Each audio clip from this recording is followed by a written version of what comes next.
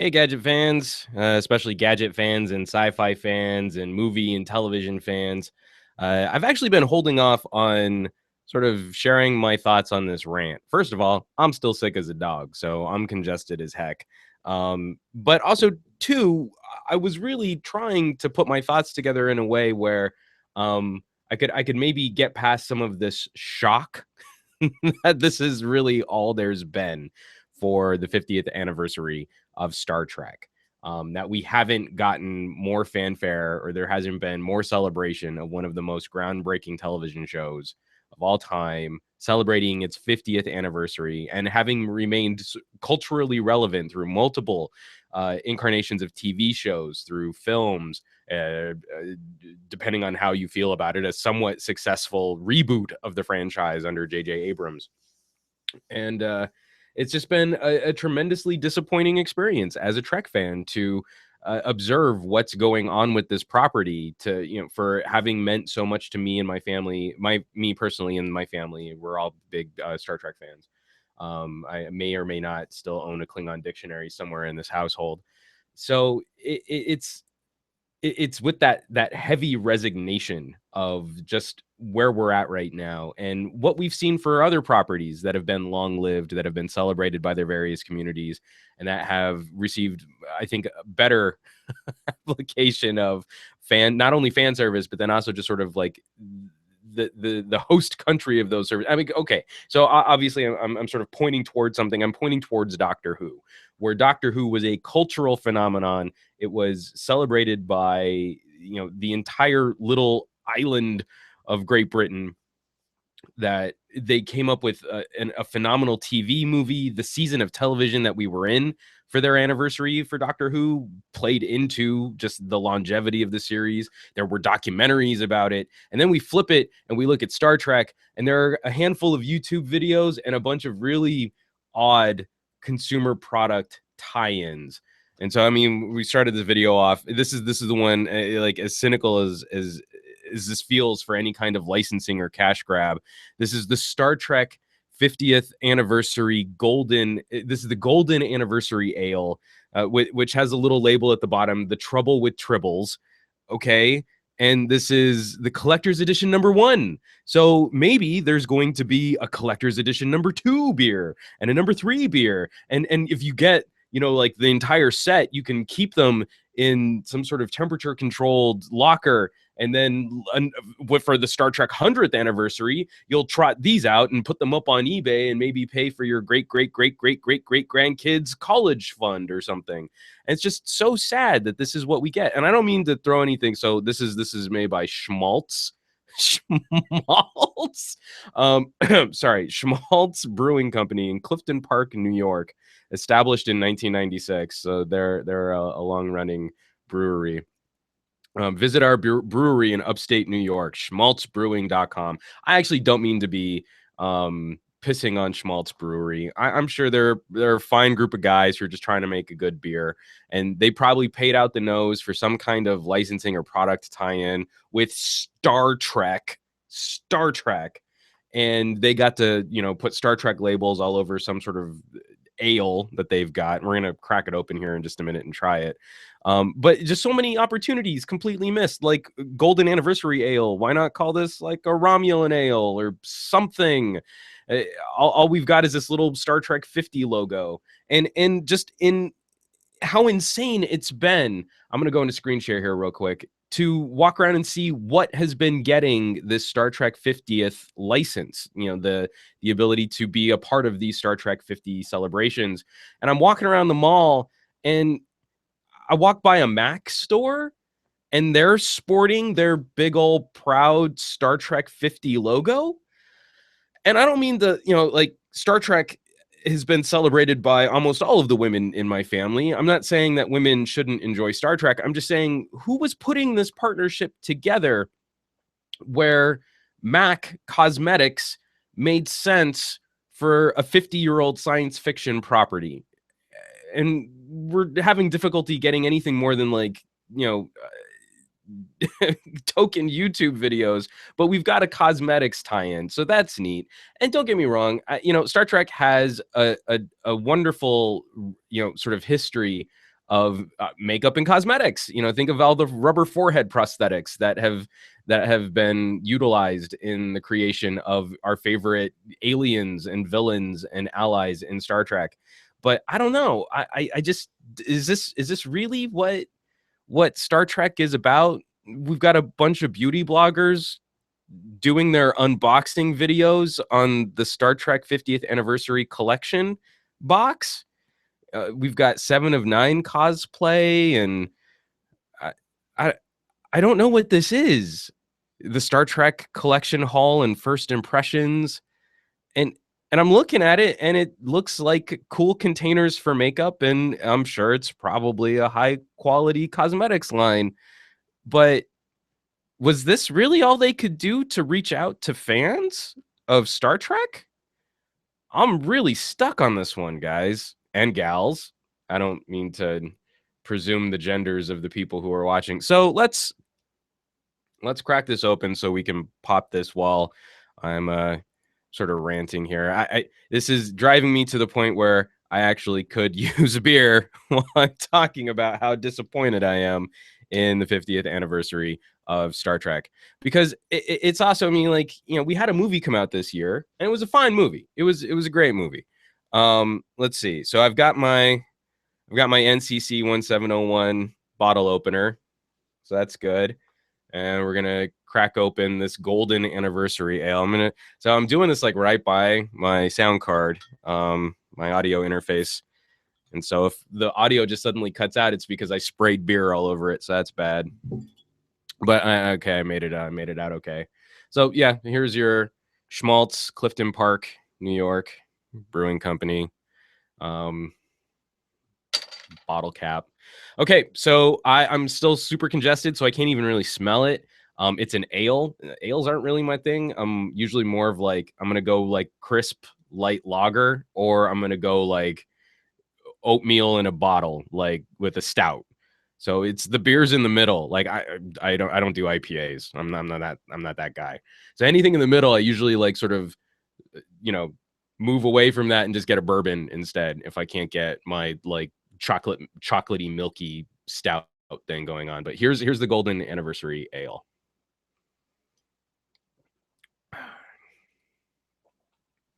That's kind of a regular ale. It's light, got a little bite to it. It's a little sharp. I like that. It's not too hoppy. Oh, second sip is really sharp, but it finishes really nice. You don't get that like bitter sour off the back of your tongue. So that's not bad. Let me take one more sip here. I know this is a terrible YouTube video here.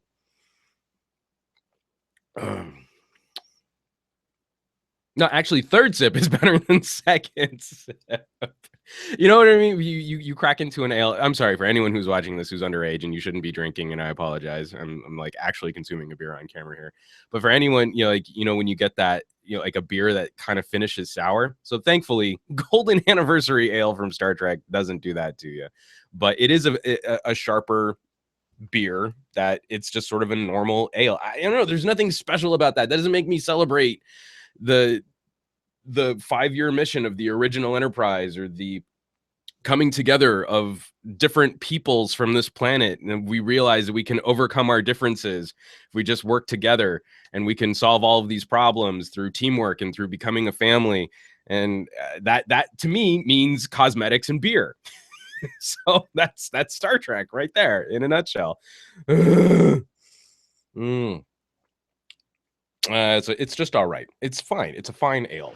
It's good. It's a good ale. It's fine. It's fine. It's not fine. So I don't know what fixes this. We've got all this hype coming out about Star Wars, right? And I don't know if you guys are keeping up with, you know, the expanded cinema universes for like, you know, Marvel films and DC, and they've got films planned out through like the year 2025 or something like that. We're doing the same thing with Star Wars. Star Wars, a much more limited property in terms of longevity, not in terms of content, but just in terms of longevity. Now under the tutelage of J.J. Abrams as a producer, which, again, from anyone who's known me, leaving the first J.J. Abrams Star Trek, I was on the record as saying, well, man, that really felt like his demo reel to get his hands on directing a Star Wars film. Her, not knowing that George Lucas was actually like signing papers to get rid of his LucasArts and send it over to Disney, and that we really would have Abrams jump ship from Star Trek to Star Wars.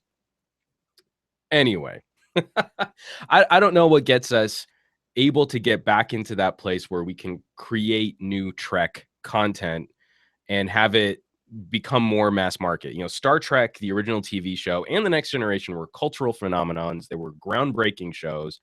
The movies were pretty well accessible for the generations of people that started with the original Trek. You know, like Star Trek, the films 1 through 6, those were cinema events. And obviously, I mean, like we can watch the box offices sort of descend.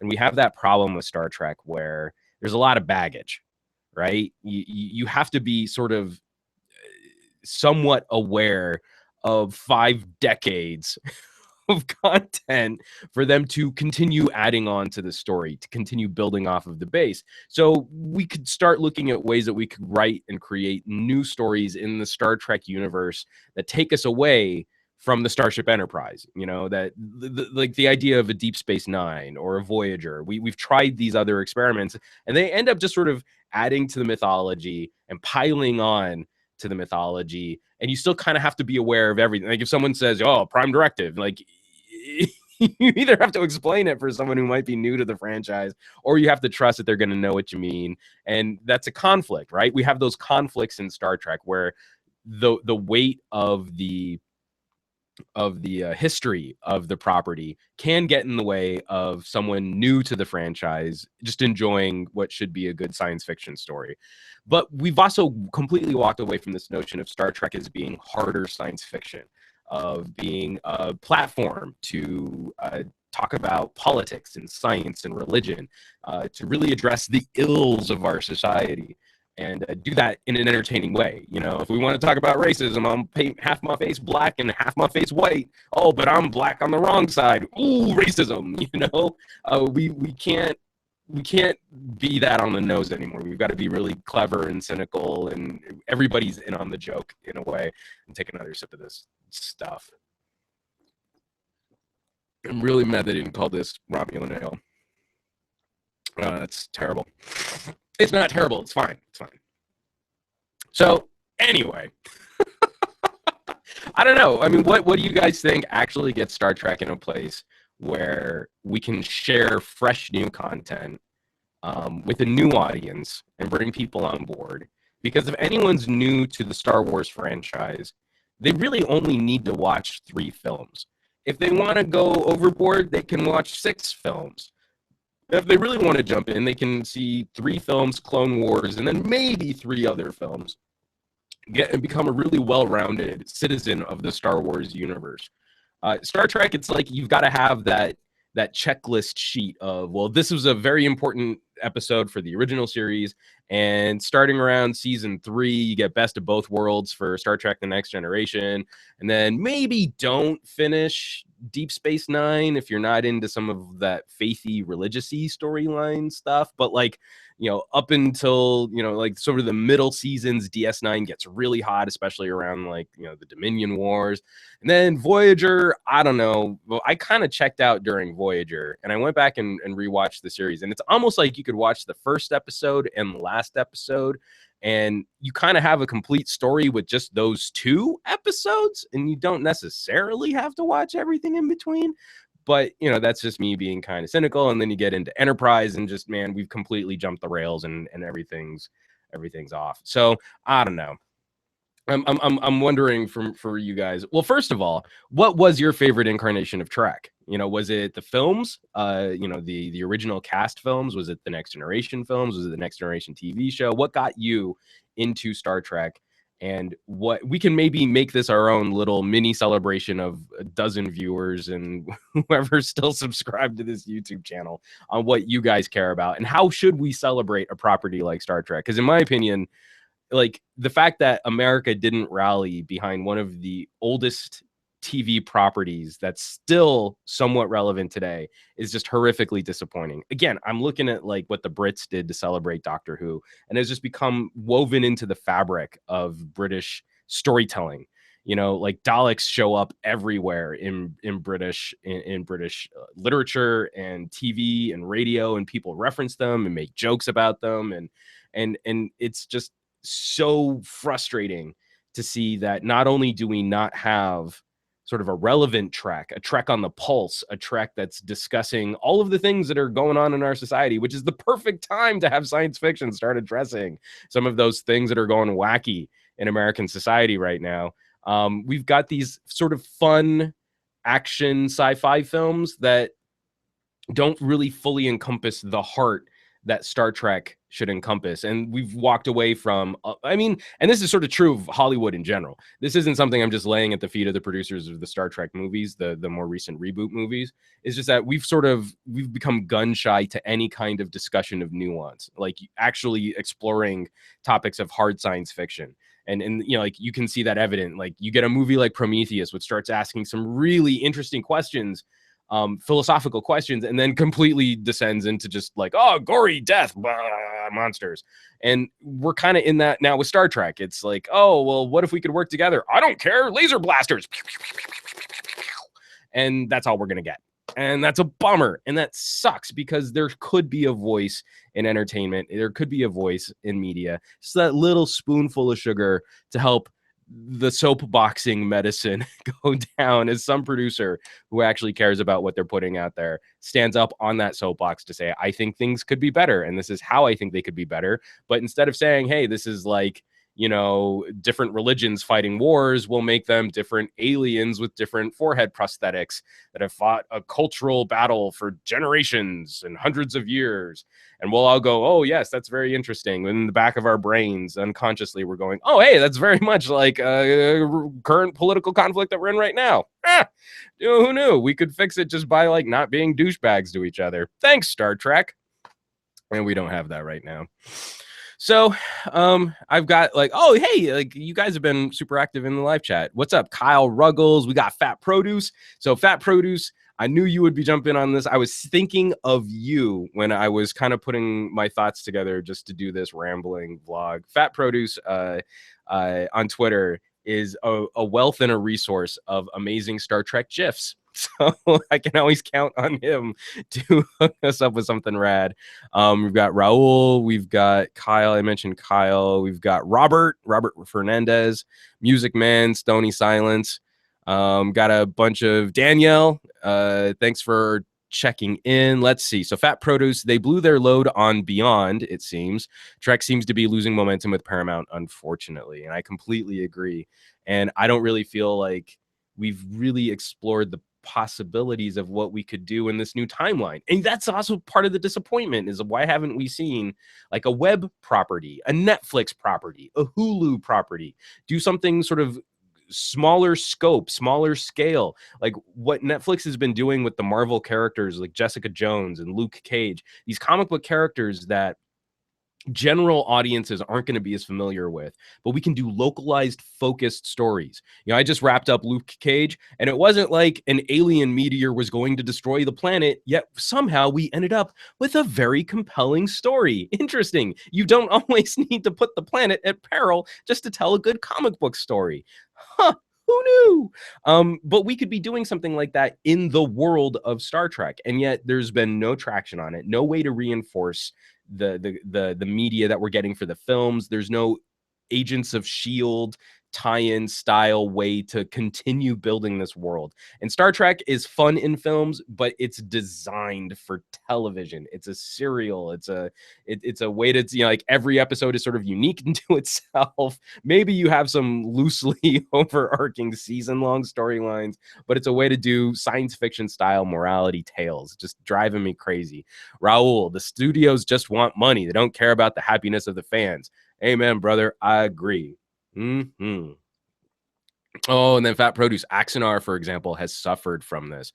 Absolutely. I would recommend everyone go check out Axanar, Axanar. I'll try and remember to leave a link down below this video. Just amazing, you know, heartfelt, fan produced. Is it fan produced? I know it went through a Kickstarter. Someone's going to correct me on that. Let's see. Too commercialized, says Kyle Ruggles, SB16.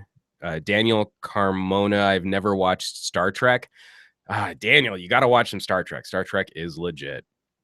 Robert Fernandez. Star Trek has strayed too far from Roddenberry's vision. The Abrams movies might as well be called Fast and Furious in space. No story or plot, just lens flares and explosions.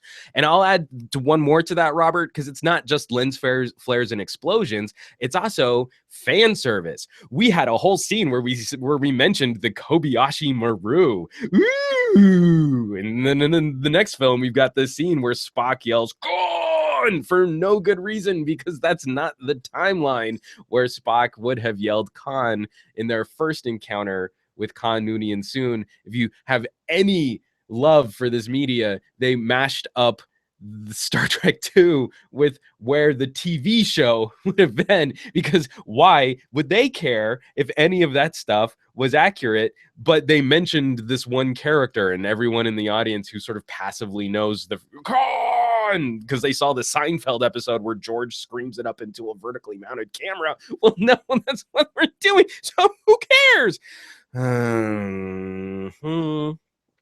Fat Produce, Star Trek Tokyo Drift. Amen, brother. Kyle Ruggles, TNG FTW. So, okay. Obviously, I'm at that age where Next Generation was more culturally relevant to me. But even before, even when I was a little kid, my dad always had like a Doctor Who and Star Trek running Sunday mornings after we got home from church. There was a way to catch reruns and the original Batman TV show. I don't know how, wherever we would move, we would always try and line up those shows for Sunday afterwards. Let's see. Oh, I was having audio problems. I don't know what's going on with Hangouts. Hangout sucks, y'all. Let's see. Kyle Ruggles, continue where Voyager left off. Big smiley face. I'm kind of fine if we just let Voyager lie where it was. Fat Produce, we're going to accept time travel. We are computing our trajectory at this time. Right on. TNG TV show 1987. I was 5. I was 7 years old when Next Generation started. Man, that's nuts. Stony Silence. Yeah. I really like Beyond, but I would like to see a new show.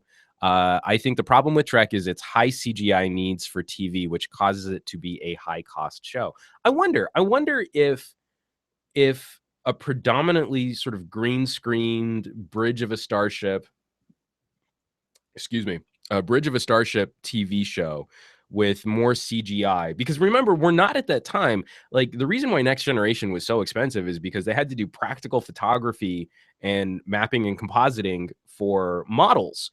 Like, the Enterprise was actually the Next Generation Enterprise was actually a terribly inefficient model to shoot film of.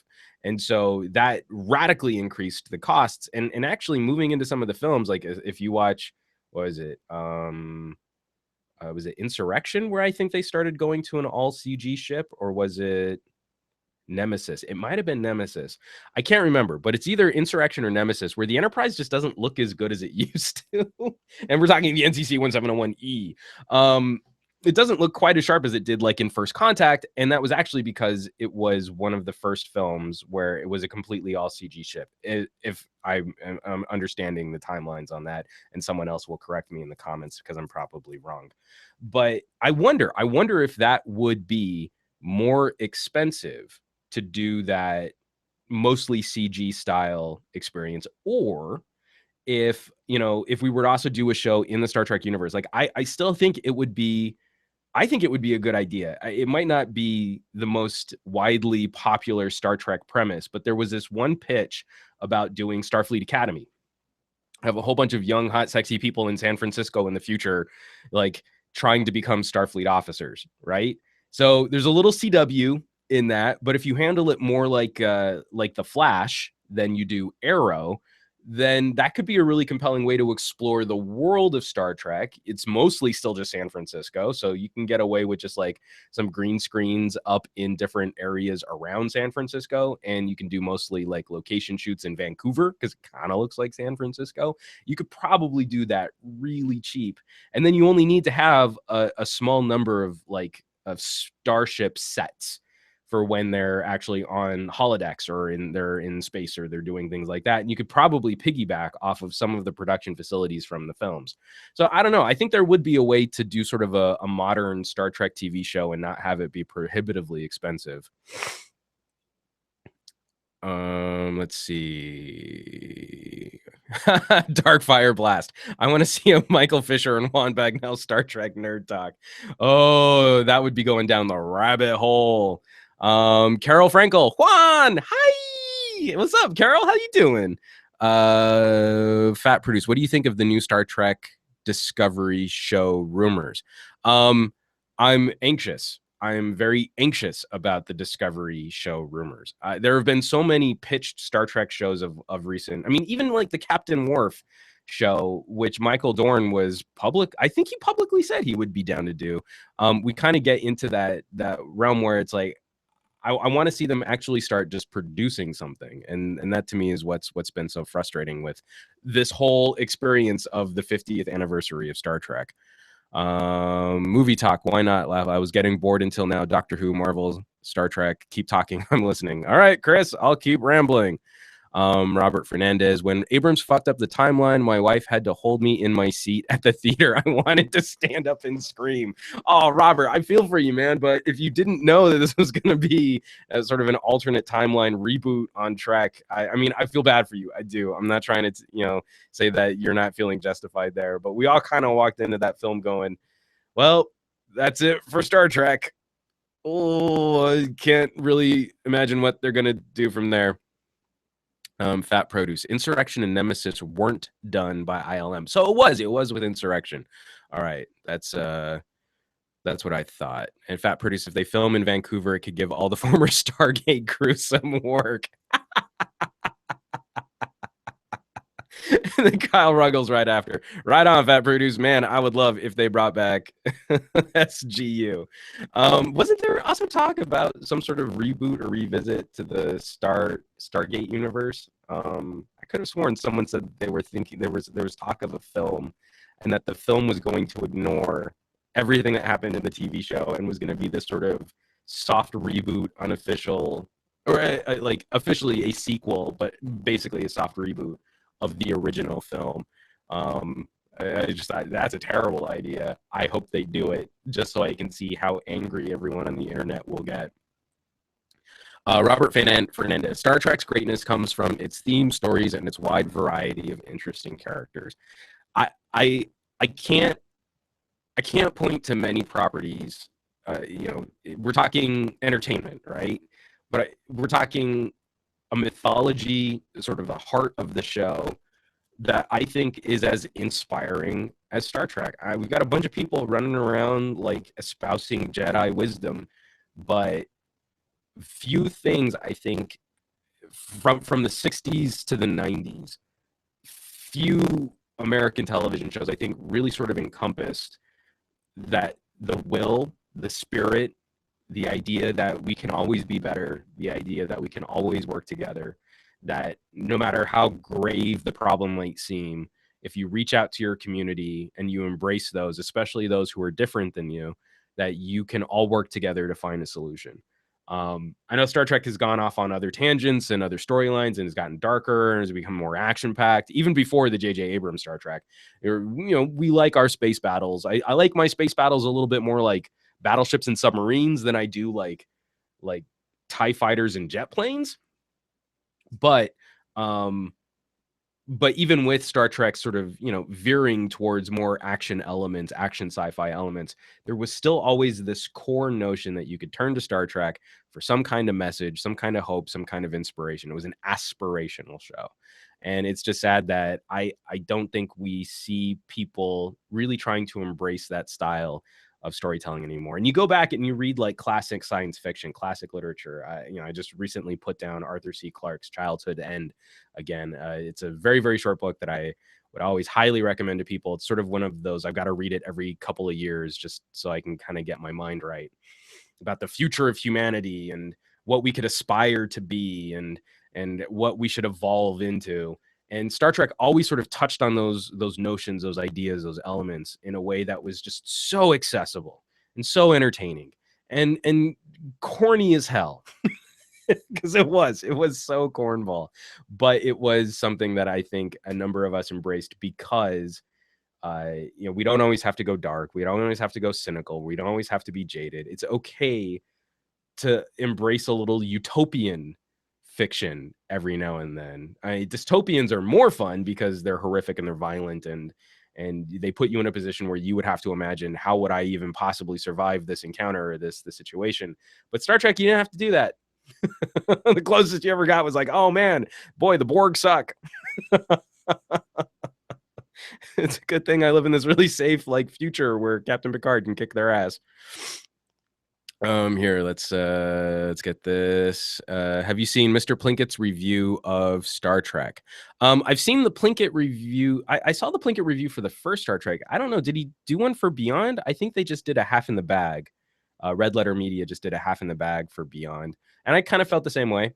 It's sort of a fun cotton candy, inoffensive action spectacular with some of the trappings. Like if you were to just take like paper doll cutouts of your favorite Star Trek ideas and just sort of paste them on any generic science fiction adventure film, then that's sort of what we get with the J.J. Abrams era of Star Trek movies. I think they're fun. I think they are, but they're utterly disposable. I've never really felt the need to go back and rewatch them. Yet, you get like Star Trek 6 is in regular rotation. Star Trek 2 is awesome. Even Star Trek the Motion Picture, I've kind of come back around to getting over myself in the fact that it's boring as hell, but it's actually a really competent hard science fiction story. It just came at an era where we were wanting more Star Wars, and that's not what we got. Let's see. Mr. Plinkett. Oh, but for the Plinkett reviews, I think the actual Plinkett review for Force Awakens, which isn't really a review of Force Awakens. First of all, the Plinkett reviews should not be called reviews because they're so spoiler heavy, and he details everything possible in those movies, and the media that he creates are almost as long as the movies. He needs to start calling those something else, like documentaries. Like it's the Mr. Plinkett Star Wars documentary. It's not a review. A review actually, to call something a review means you're not actually betraying the story to the audience. You're just telling about your experience in consuming that story. We get into things like, hey, we'll say spoiler alert because we want to talk about some other things, and that's more the discussion that surrounds. That's actually not a review. Anyway, the Plinkett Star Wars video I think went up a couple days ago, and again, it's on point. It's exactly how I feel about a lot of the media that's being created today. It's super disappointing, and I think J.J. Abrams fell into the same trap with Star Wars that he did with Star Trek. I don't know what a J.J. Abrams movie looks like. I know what a J.J. Abrams in the vein of Steven Spielberg movie looks like. I know what a J.J. Abrams in the vein of George Lucas movie looks like, but I don't know what a J.J. Abrams movie looks like. J.J. Abrams is so good at paying homage to filmmakers that he respects that I don't know that I could pinpoint or describe in any coherent way what J.J. Abrams' style of filmmaking is, other than to take the trappings of something that we already know and then mash them up into the same style of filmmaking as another filmmaker that's already existed. That seems to be J.J. Abrams' style. And I don't mean that as a slight, because I think the dude is one of the hardest working dudes in Hollywood. And I think his work ethic is incredible. And I think he's a fantastic producer.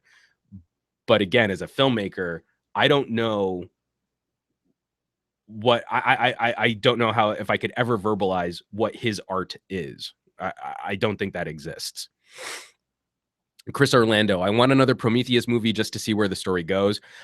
Prometheus made me so crazy angry, and it's a film that completely cannot exist on its own. So I know there's talk of another Prometheus, and I don't know if I'll see it or if I'll be in the same position I was with Batman v Superman, where I'm sitting there just hate watching it because the first movie we got was so utterly horrifically incomplete that they needed a whole second film to address all of the problems with the first one.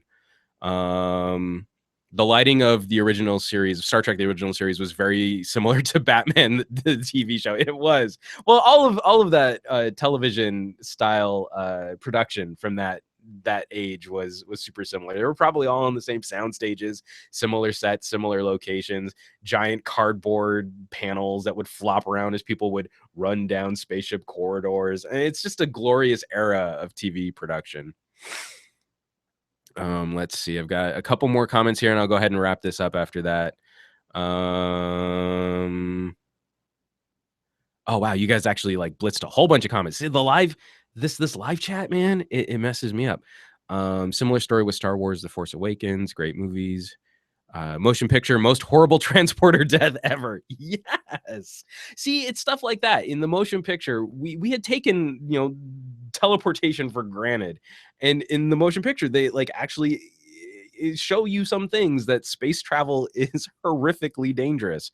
Stony Silence, can't disagree more. Enough with dark, war-torn future. That's not the Star Trek I want to see.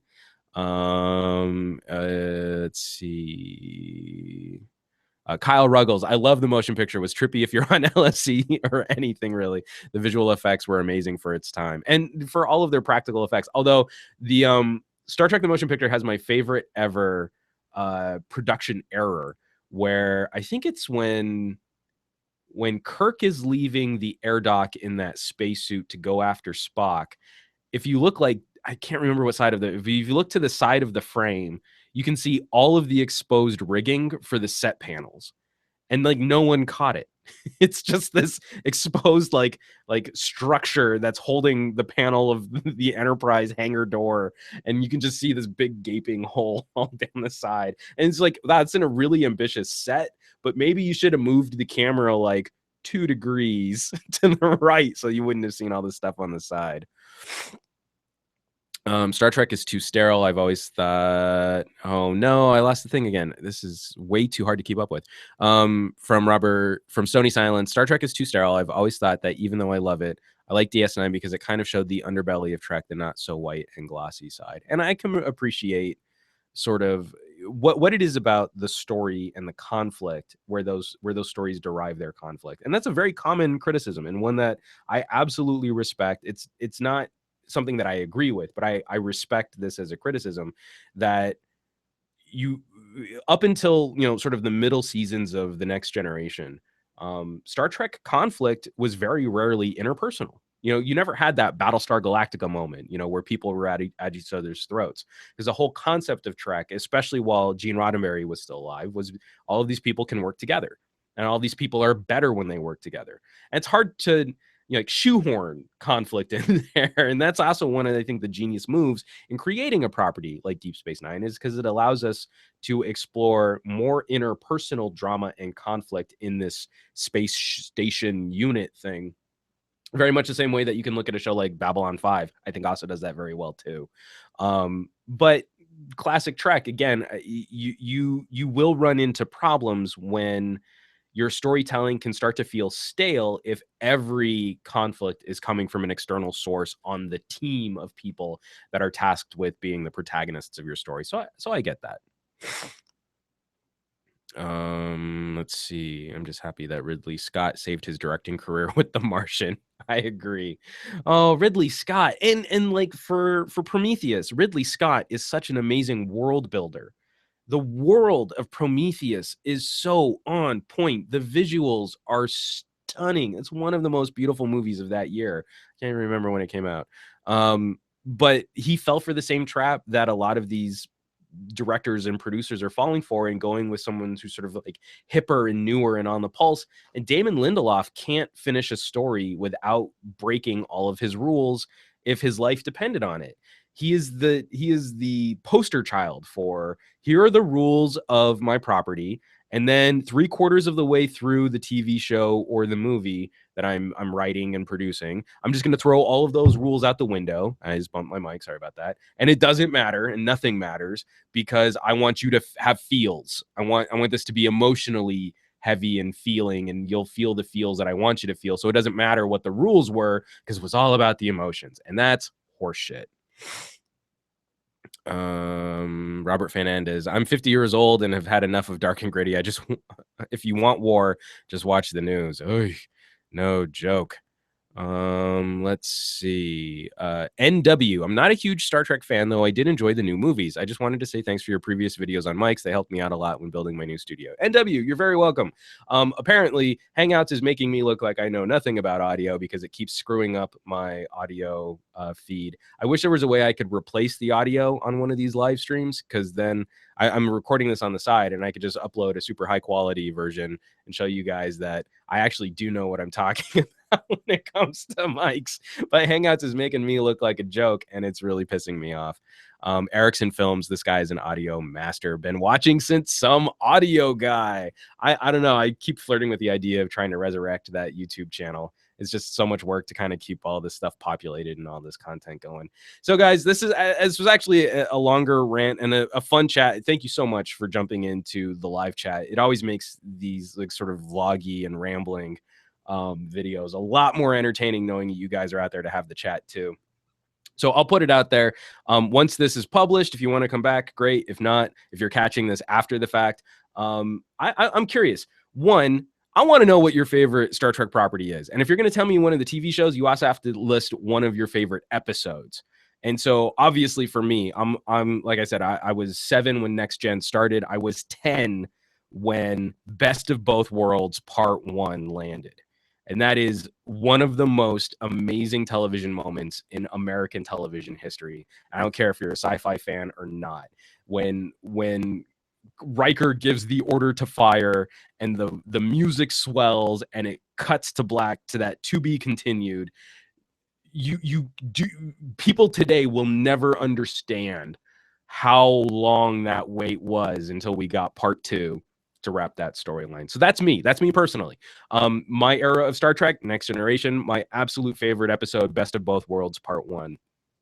But then also the secondary question on this too is Star Trek 50th anniversary. How should we as Star Trek fans be celebrating this? Because apparently the people behind Star Trek, the people who own Star Trek, CBS Interactive, they think we're fine with just a handful of videos saying, hey, William Shatner's neat. And oh, look, here's the guy from Quantum Leap to say happy birthday to Star Trek. Awesome sauce. We can do better. I've got my my Enterprise bottle opener. So there's that there. I've got my pewter model. I did just dump the beer. I've got my pewter model Excelsior right here. I've got my, which one is this one? My Next Generation movie prop insignia. And I've got my gold film gold prop also. So, I mean, like, I've got my kit. I'm ready to go. I want to celebrate Star Trek in a more meaningful way than the people who own this property seem to think that we deserve. And that's the second part of this. Leave a comment down below. How should we be celebrating Star Trek, and what can we do to maybe pressure people with more money and production talent to maybe give us a new TV show or something? I don't know.